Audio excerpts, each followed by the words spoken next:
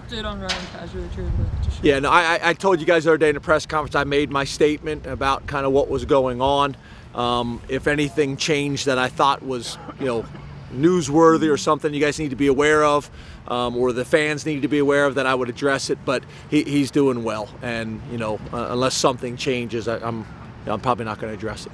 James, you would wear those, chip on the shoulder shirts. I'm curious if you have a chip on your shoulder at all going this weekend regarding the fact that you were once Maryland's head coach in waiting until the switch of the athletic directors.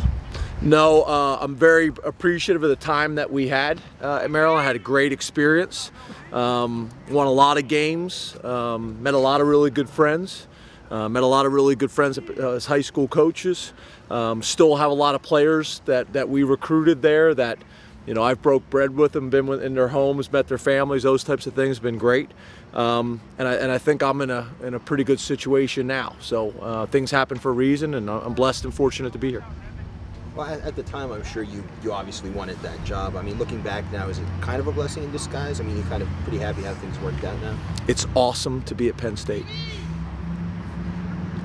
James, a couple times yesterday you mentioned about a freshman meeting. Like, you typically like to meet with a freshman once a week. Is that something you've been doing all season? And can you just kind of tell us what is accomplished in those meetings? Yeah, the freshman meetings are important because something I noticed when I was an assistant, that you recruit these guys, you love them up, you bring them in, and then 90% of them redshirt, and they kind of get pushed off to the side. And then I would see that you'd have attrition. You'd have a bunch of guys leave, guys struggling with the transition. So those meetings are how are you doing academically? How are you doing socially? Is there anything we need to know? Anything that we can help you with the transition? Who's homesick? Whatever it may be. Is there anything that that we can help you with? And it's usually pretty good. It's usually pretty good dialogue both ways. I ask them what they're learning. What are they learning from a football perspective? What are they learning from an academic perspective? Talk about a lot of social issues, problems that we have right now in our society, making great choices. So just trying to reinforce that over and over again. Talking to a lot of the campus, the people from campus that came and talked to our team this summer. The most at-risk group of people on any college campus are the freshmen, because they haven't kind of figured out the campus and how to do things and what to do and what not to do. So just trying to help with that adjustment period. Deion Barnes is a guy we haven't really talked to a whole lot about, but he's had probably his best year statistically. He's going to, assuming that everything ends up the way it looks like it's trending. What do you think some of his successes have come from? How much does that have to do with how well the line is played, and how much of it does it have to do with what he's done behind the scenes? I think it's a combination of all those things. I think it's the fact that he's had a great all-season. He's a very mature guy. His work ethic has been really good. But I also think all those guys are having probably, I haven't checked this, you probably have, but I bet you all of them are on pace to have their best years. So I think it has an effect. I mean, when you're playing really good at one defensive end, it affects the other defensive end. If you're playing good at defensive tackle, it helps the defensive ends out. So I think it's what Deion's doing individually. I think it's what the whole D-line is doing collectively. I think it's the scheme. I think there's a lot of things that go into it. But, I'm happy for him, and I'm proud of him. He's a great example of what we're trying to do here. He received a lot of criticism last year, probably unfairly, because teams would kind of gang up on him or maybe double team him on the side.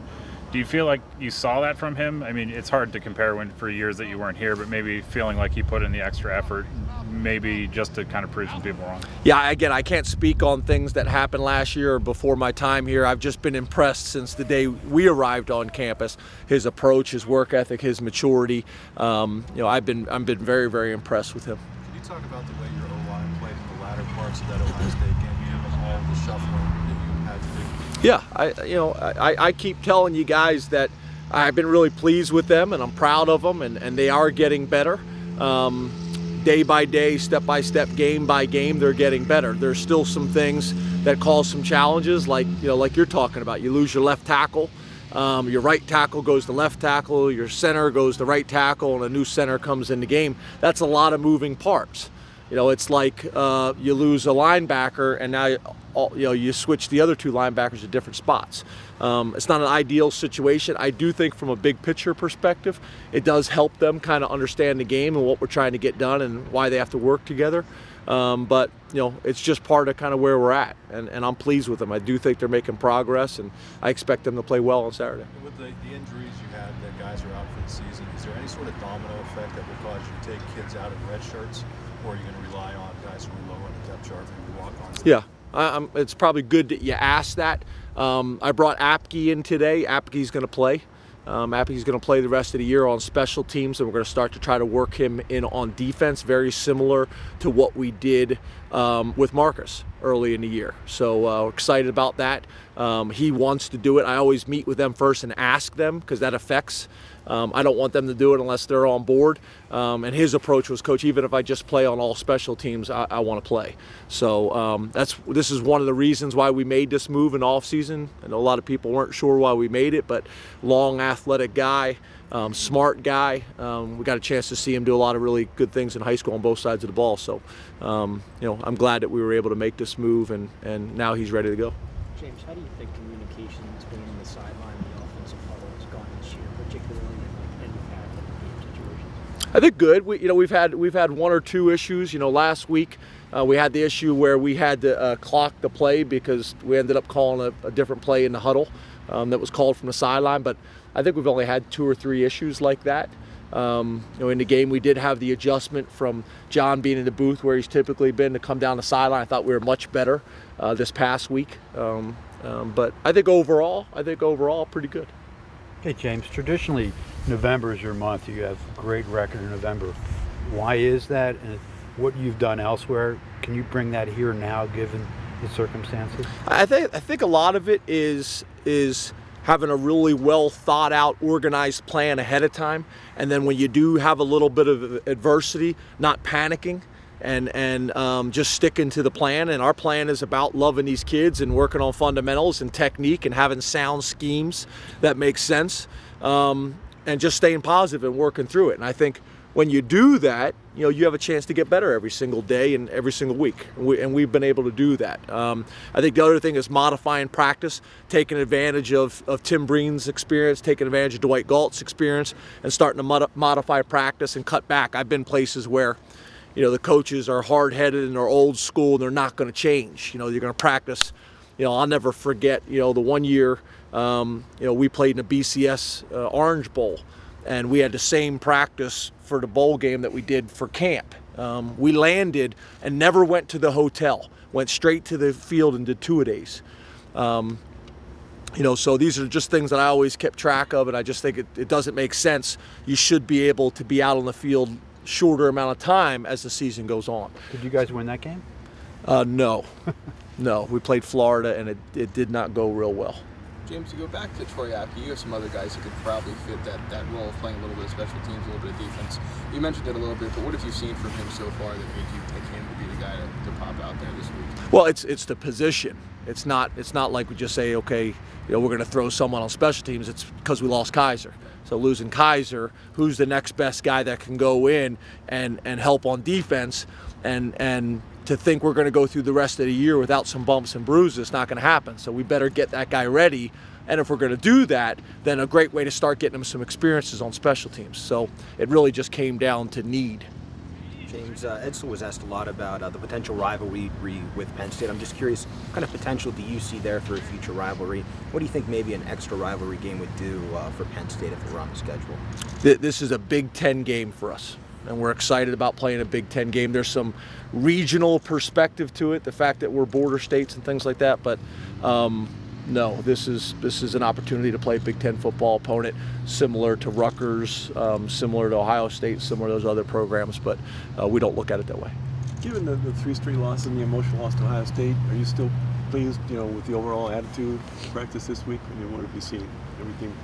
We're moving on to Maryland. I'm going to Belichick you right now. We're moving on to Maryland. Well, I wasn't talking about We're moving on to Maryland. That's more words than Belichick uses. Yeah, exactly. I showed that to the team today. I thought that was awesome. But no, again, we're not worried about any of those things in the past. We've learned, we've evaluated the film, and literally we're focused on getting ready for our opponent this week, which happens to be Maryland. We're excited about playing.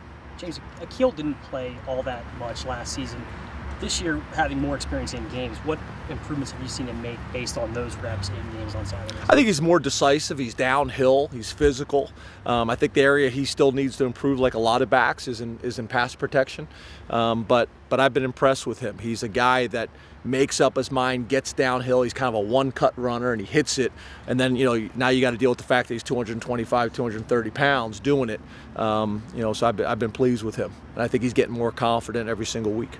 Do you think him and Bill can carry the full load at running back, or would you use guys like Chip, Darren Thompson, perhaps, maybe someone you have redshirting, or do you expect those two guys to carry the load? Yeah, we'll have those two guys carry the load, and we'll have a third guy prepared. James, are you pleased, or how pleased are you overall with your tight ends, given both, you know, blocking and their ability to catch passes this year, that group as a whole? Yeah, I'm pleased with them. I still feel like, as big and strong and as athletic as they are, I'd still love them to be more of a dominant force in the running game.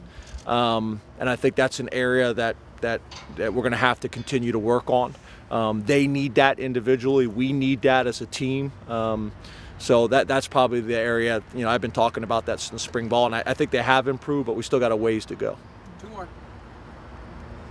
You were saying about Marcus Allen yesterday, the confidence there continues to grow, but obviously he was a guy who from the get-go you guys planned on playing. Why? What kind of stood out to you right off the bat? Yeah, you know, I would say, guys, it's a lot like recruiting. I mean, to be honest with you, it shouldn't be that hard of a decision. If you're recruiting a kid out of high school, he should look like a man among boys out on the field. It's the same thing. The guys that you think have got a chance to play, it may not be the fact that they're standing out that much among their peers physically, but it's just they're ready. They're physically ready, they're mentally ready, they're emotionally ready. Some guys may have one or two. Marcus was a guy that I think came in with the mentality he was going to play.